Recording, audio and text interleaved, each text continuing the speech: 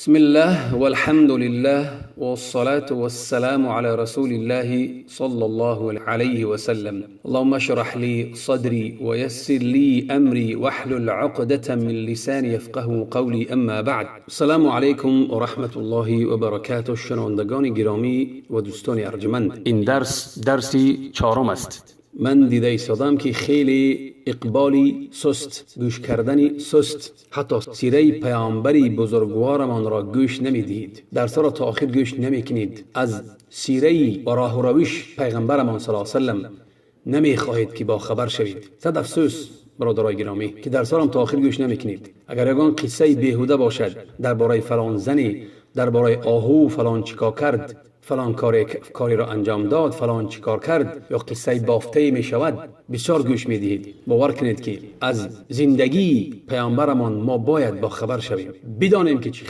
چگونه پیامبری بزرگوارمان زندگی می کرد که مثل همون زندگی را پیش بریم. برای ما زندگی پیامبر همچون یک سرمشقی شود، همچون یک نمونه شود که ما زندگی کنیم و مثل پیامبرمان. این نصیحت ها برای کی هستند؟ برای کسی هستند که وی دنیا را ترک میکند و رو به آخرت میآورد، که همه میرنده هستند، همه به سوی الله برمیگردند. برای همین انسان باید کار انجام دهد که برای او سود بخش باشد، فایده بخش باشد برای روز قیامتش، نه برای این دنیاش. از این دنیا نصیب خود را فراموش نکند، ولی همه کوشش و تلاش خود را برای انجام دادن عملهای نیک دریغ ندارد، برای که عملهای نیک برای او توشه هستند، توشه نکوی هستند که برای راهی درازی که بعد از مردنش طی میکند برای او بسنده باشد. برای همین انسانی مسلمان باید منفعت خود را بداند که این دنیا چی قدری که باشد گذرنده است. 60 سال یا 70 سال بیشتری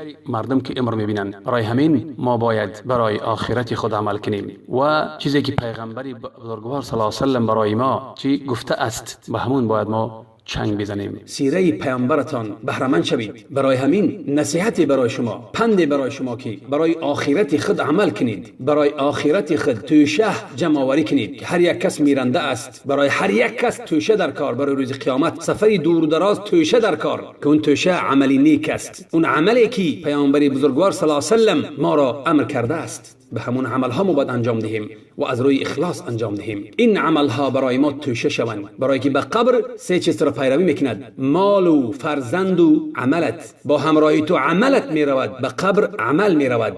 برای همین چقدر عملت نکو باشد تو را همراهی میکند، تو را زیب و زینت میدهد، توشه تو بسنده است برای تو. ولی اگر کاری بد باشد، تصور کن که در قبر چیکار میکنی به اون عملی بدی که است به سبب اون عمل تو در قبر عذاب میبینی. برای همین برادران گرامی یک نصیحت کوتاه که درس را گوش کنید، از سیرت پیامبرمان خبردار شوید، برای روز قیامتتان عمل کنید. این نصیحت برای شما و برای خودم. و درسی موضوع امروزینه درباره از سیره پیامبر بزرگوارمان از روز تولدش و 40 سالی که پیش از نبوت به سر برده بود، همه را برای شما پیشکش میکنیم. یکم چیز تولدش که کی تولد شده است. پیامبر بزرگوارمان صلی الله علیه و سلم در مکه در گرد و اطراف بنی هاشم پگاهی روز دوشنبه نوهمی از ماه ربیع الاول، یکمین سالی که از عام فیل، یعنی که همون سالی که حادثه فیل گفتیم که 55 روز پس آن و 40 سال گذشته بود که پادشاهی فرس کسرا انوشیروان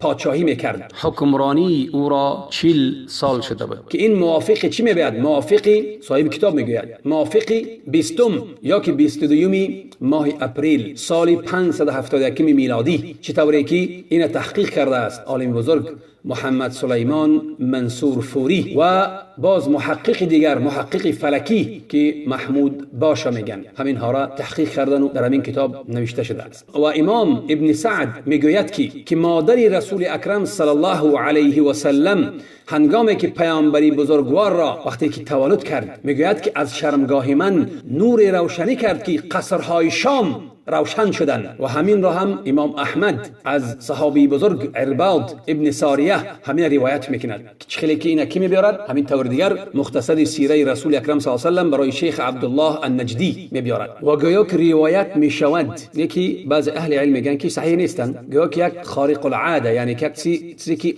غیر طبیعی رخ داده بود در وقتی تولد پیغمبر بزرگوار صلی الله علیه و سلم. میگویند که گویا که 14 تا از همون بالکان بگیم یا که بالکان یا که همون قصرهای قصرهای کیسرا ملک پادشاه فارس میگه، یا که همونا 14 تاش مثل بالکان بگیم افتاده بود در وقتی تولد شدن پیغمبر و آتشی که مجوسیان او را عبادت میکنن یا که همه آتشاشون خاموش شد و یا که بعض کنیسای هایی که در همون در چیگیم بحر خردی که نامش ساوا بود یا که همون کنیسا ویران شدن خراب شدن، این یا که چی بیهقی روایت میکند، ولی این از اهل علم میگوید که این اساس ندارد، ثابت شدگی نیست، در چی از روی حدیث ها ثابت شده نیست و حدیث های ضعیف هستند. و هنگامی که مادر پیامبر صلی الله علیه و سلم پیامبر بزرگوار صلی الله علیه و سلم تولد کرد، پس به سوی بابیش پدر بزرگش فرستاد، پدر بزرگش عبدالمطلب فرستاد که او را مژده دهد، خبری خوش برای او که تو صاحب نبیره شدی. پس هنگامی که عبدالمطلب آمد بسیار خوشحال بود و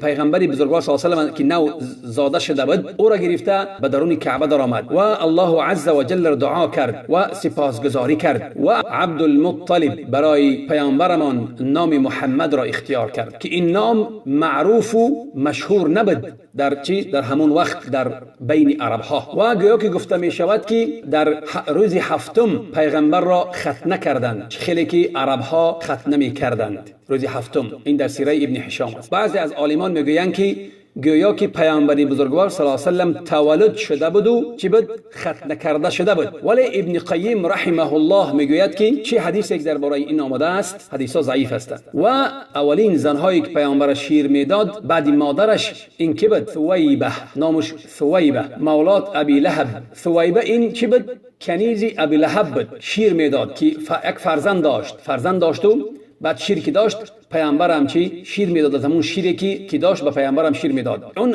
همون پسری که داشت پسرش نامش چی بود؟ مسروح بود که پیش از این همون ثویبه حمزه ابن عبدالمطلب را امکی پیامبر را هم شیر داده بود. ثویبه یعنی حمزه رضی الله عنه و پیامبر اینا چی بدن؟ اینا برادر شیری هم میبودن. و بعد اون ثویبه کی را شیر داد؟ ابو سلمه ابن عبدالاسد المخزومی را هم شیر داده بود. خلاصه در بنی سعد و عرب ها یک عادت داشتند که وقتی که از آنها برای آنها فرزند تولد میشد، آنها برای فرزند خود یک شیر دهنده جستجو میکردند، زنی که شیر میدهد جستجو میکردند برای دوری جستن از چی بعض بیماری هایی که همون وقت سر میزد. برای چی؟ برای آنی که جسد همون کودک پرقوت شود و جسدش پرقوت شود و آب و تاب آور شوند و زبان عربی را در خردسالیشان آموزند. پس عبدالمطلب جستجو کرد برای پیغمبر بزرگوار صلی الله علیه و سلم زنی شیر دهنده. پس برای پیغمبر دریافت کردند زنی را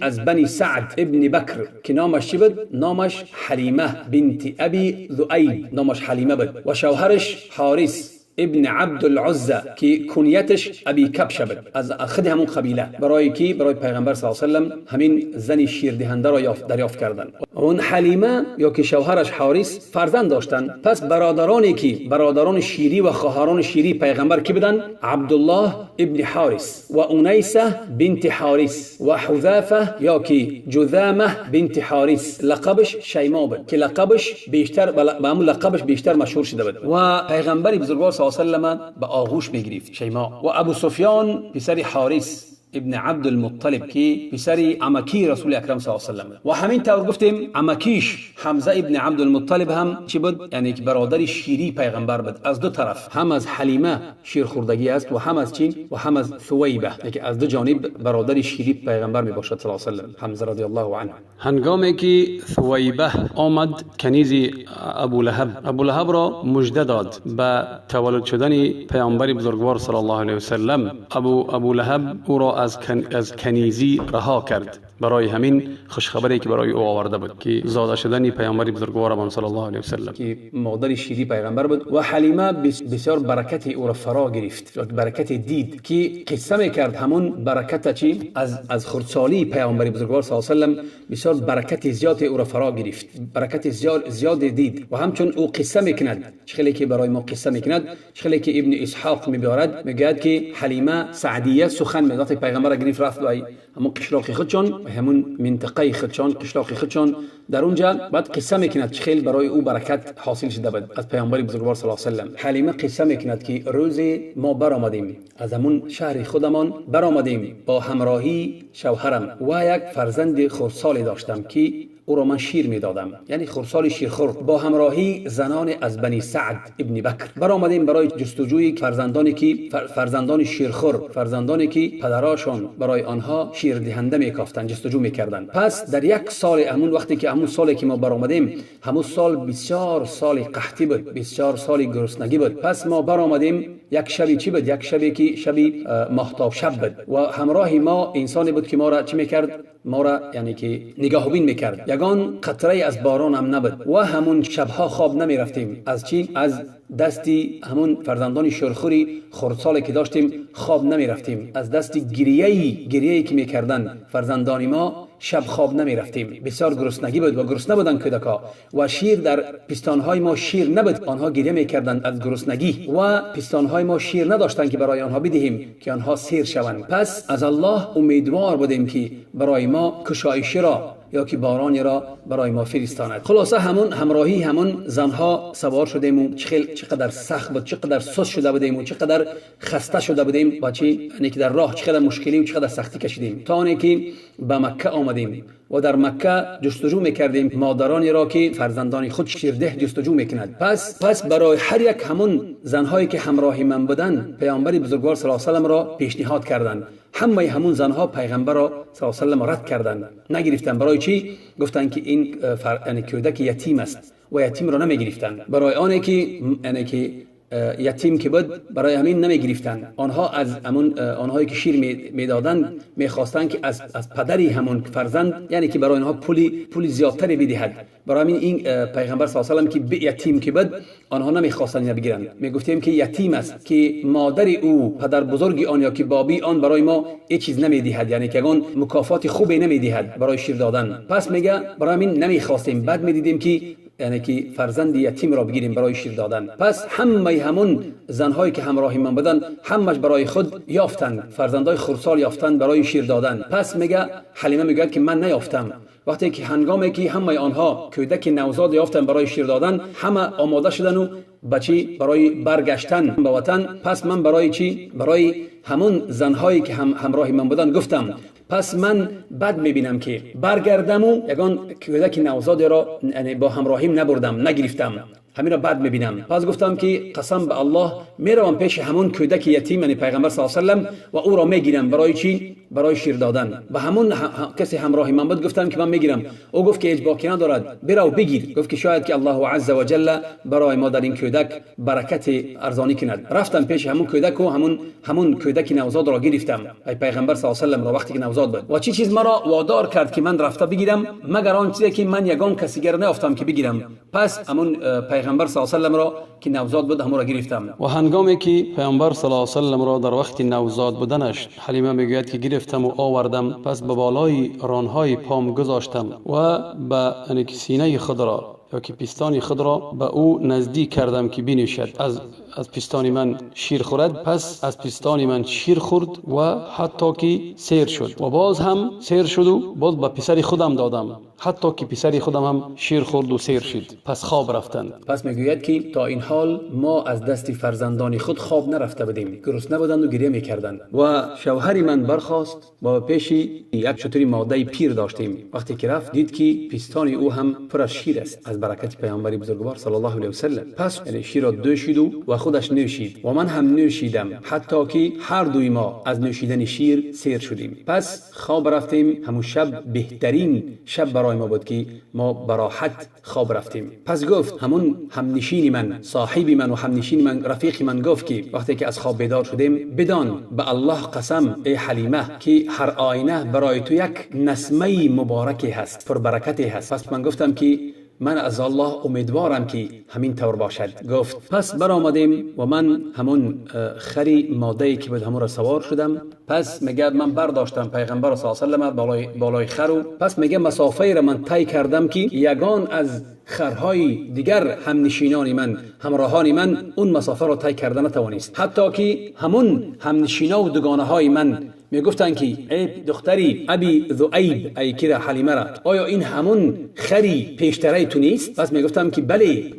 برای من میگفتن که آیسته آیسته برو. ای حلیمه را میگفتن، حلیمه دختری ابی ذؤیب. بله والله، بله به الله قسم این همون خر است. پس میگفتن که برای این خر چه حادثه روی داد که قدر با چی میرود؟ با یک سرعت عجایب میرود، سرعت تیز. پس میگوید که آمدیم به خانه های خود و به شهر خود بنی سعد رسیدیم. و وقتی که رسیدیم میگه همون شهر ما یک زمینی چی بود؟ یک زمینی قحط بود، یعنی که حاصل خیز نبود. پس وقتی که آمدیم به همون زمینی که حاصل خیز نبود، وقتی که آمدیم رسیدیم، پس همون گوسفندایی که وقتی که می چریدن و می آمدن که از چریدن سیر می شدن، یعنی پستانهای آنها هم پر میشد از شیر را می دوشیدیم و می نوشیدیم. پس می گفت که وقتی که آمدیم رسیدیم به شهر خود، به جای زیست و زندگانی خود، پس وقتی که گوسفندان را یا که همون رمه را وقتی که باز میکردیم برای چریدن، وقتی که می چریدن و می آمدن، یعنی که از همون چریدن سیر می شدن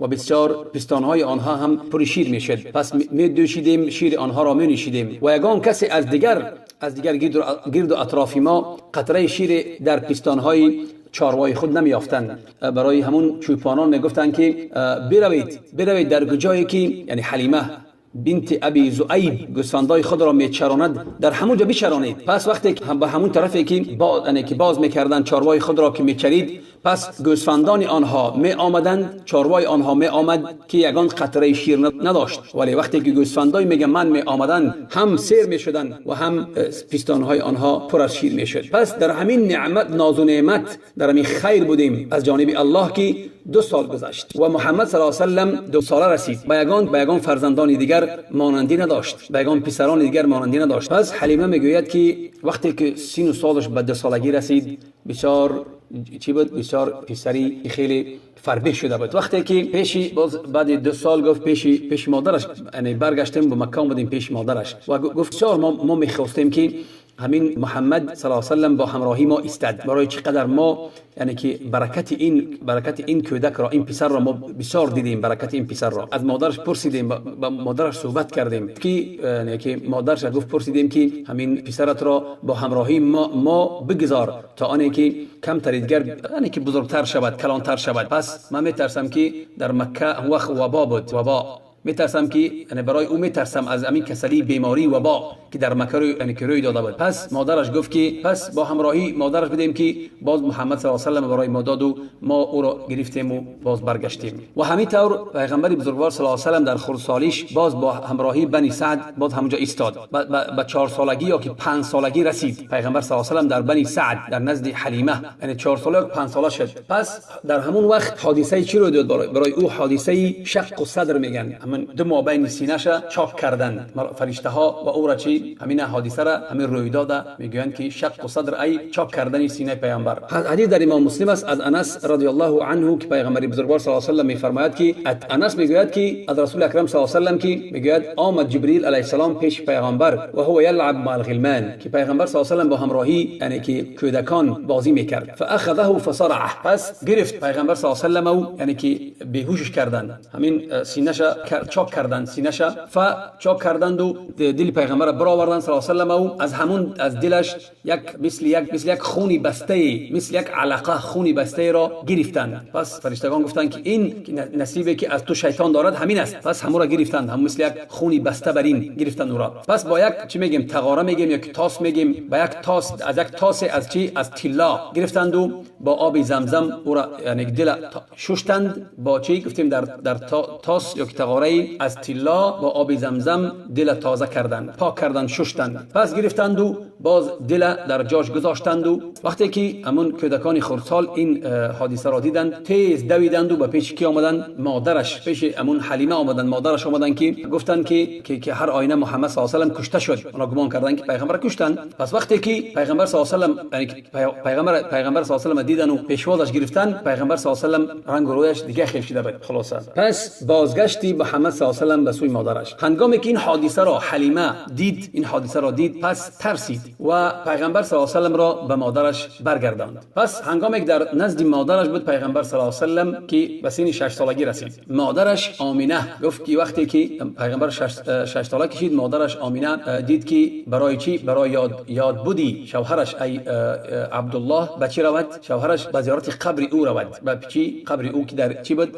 در مدینه بود. قبری که قبر پدری پیغمبر صلی الله علیه و سلم عبدالله. از مکه آمینه از مکه برآمد و به سوی چی؟ به سوی مدینه رهسپار شد که مدینه از مکه قریب که 500 کیلومتر دور است و همراهی با پیغمبر صلی الله علیه و سلم همراهی کی بود؟ همراهی مادرش بود صلی الله علیه و سلم و هم خادمشان بود، خادمشان که نامش ایمن بود، همراهی آنها بود. پس در مدینه 1 ماه در همونجا ایستاد. خلاصه بعدی که 1 ماه در مدینه ایستاد، پس در همین حال خواست که به سوی مکه برگردد و هنگامی که به سوی مکه خواست برگردد، در همون حالت، در حالت سفرش او دچار بیماری شد و بیماری او را خیلی تنگ آورد، حتی در اولی که در اولی راه. پس تا نیمی که بین مکه و مدینه که یک جا نامش میگفتن ابوا، در همونجا آمد و در همون نیمی راه بین مکه و مدینه از دنیا چشم پوشید. سپس پیغمبر صلی الله علیه و سلم به مکه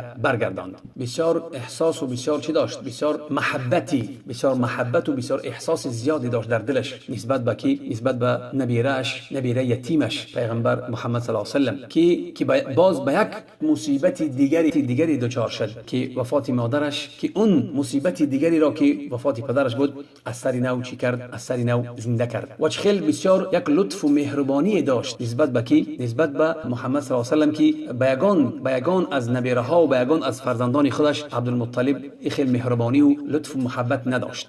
هرگز او را پیغمبر صلی الله علیه و سلم هرگز تنها نمیگذاشت و همه وقت یعنی که محمد صلی الله علیه و سلم از دیگر پسران خود چی میکرد؟ دیگر پسران خود بیشتر و بیشتر نگاه و بین میکرد و دوست می‌داشت. چرا که ابن هشام میگوید برای عبدالمطلب یک فرش گذاشته میشد، یک قالینی یا یک چادری گذاشته میشد در نزدیکی خانه کعبه. پس همه فرزندان عبدالمطلب می آمدن و در گرد همون چادر می نشستند، در بالای چادر نمی نشستند، یعنی منتظری که کی می براید عبدالمطلب که در همون چادر، در بالای چادر بنشیند. یگان کس در بالای چادر یا در بالای قالین نمی نشست. برای چی؟ برای که همچون او را احترام میکردند، پدرشون احترام میکردند. وقتی که پیغمبر بزرگوار صلی الله علیه و سلم می آمد، پسری فربهک بود پیغمبر صلی الله علیه و سلم، می آمد و در بالای همون چادر می نشست، در بالای چادر می نشست. امکی هایش می گرفتند پیغمبر صلی الله علیه و سلم را از بالای همون چادر و در همون در گرد همون چادر می گذاشتند. پس وقتی که این کار را عبدالمطلب می دید، همین کار وقتی که دید همین کار که آنها میگیرن پیغمبر از چادر بیرون میکنن، پس گفت که بگذارید این پسرش میگفت این پسری من است، این پسری من است و این پسری من خیلی شأن بزرگی دارد، مانش بنشیند در بالای چی؟ در بالای چادر. پس پیغمبر صلی الله علیه و سلم در بالای همون چادر با همراهی بابیش می نشست و در بالای میانش با دستش می مالید و چی؟ و یعنی که همین حالی که میدید که پیغمبر صلی الله علیه و سلم در نزدش است، همین حال خیلی او را شاد میکرد که نبیرش در پیشش است و همین کارا را میکرد. نبیرش سر خوش می آمد که عبدالمطلب را. هنگامی که پیامبر بزرگوار صلی الله علیه و سلم 8 ساله و 2 ماهه و 10 روزه که شد، بابیش عبدالمطلب در مکه از دنیا چشم پوشید و پیش از وفات کردنش وصیت کرده بود که محمد صلی الله علیه و سلم را به امکیش ابو طالب وصیت کرده بود که نگاه بینش کند اگر که من وفات کردم، به امکیش ابو طالب. پس وقتی که عبدالمطلب وفات کرد، بابی مهربانی که داشت، پس کفارت او و نگاه بینی او به کی گذشت؟ به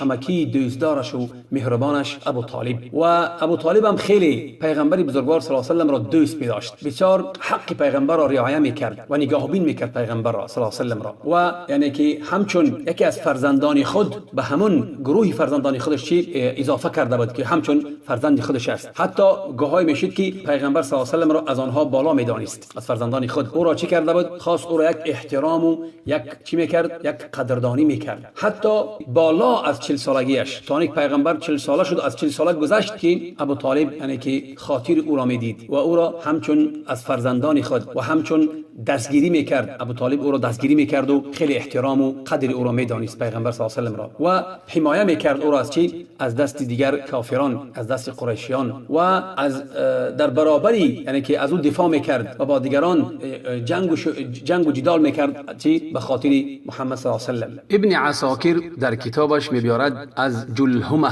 یا که جلهمه ابن عرفطه فرمودن که جلهمه میگوید که به مکه آمدم و اهل مکه در قحطن، خشکسالی، قحط. پس قریش گفت ای ابو طالب، این وادی ما، ای سرزمینی ما یا که وادی ما خشکسالی هست، یعنی بارانگری نیست، خشکسالی هست و فرزندان نجیب و بهترین داری، پس برای ما طلبی چی کن؟ با ابو طالب عرض کرد پس برای ما از الله باران طلب بکن. پس ابو طالب برآمد و همراهش یک کودک بود، یک پسری بود، ای او پسر محمد صلی الله علیه و سلم بود، گویا که چراغی تاریکی بود. چراغی تاریکی است، ای پیغمبر چراغ است، چراغی تاریکی، یا که آفتابی تاریکی. آفتاب ای برای تاریکی ها هست، ای روشنی میکند. پس ظاهر شد یک، یعنی که در حالی که آمد چه بود؟ تاریکی بود، آفتاب بود ولی تاریکی بود، یعنی که بالای چرا یک هم خیلی مثل ابر غباری چه کرده بود؟ فرا گرفته بود و در گرد و اطراف او کودکانی خردسالی بودند. پس ابو طالب از دستی پیغمبر صلی الله علیه و سلم گرفت که پیغمبر صلی الله علیه و سلم خردسال بود. پس پشت پیغمبر صلی الله علیه و سلم را به طرف کعبه پیوست کرد به کعبه.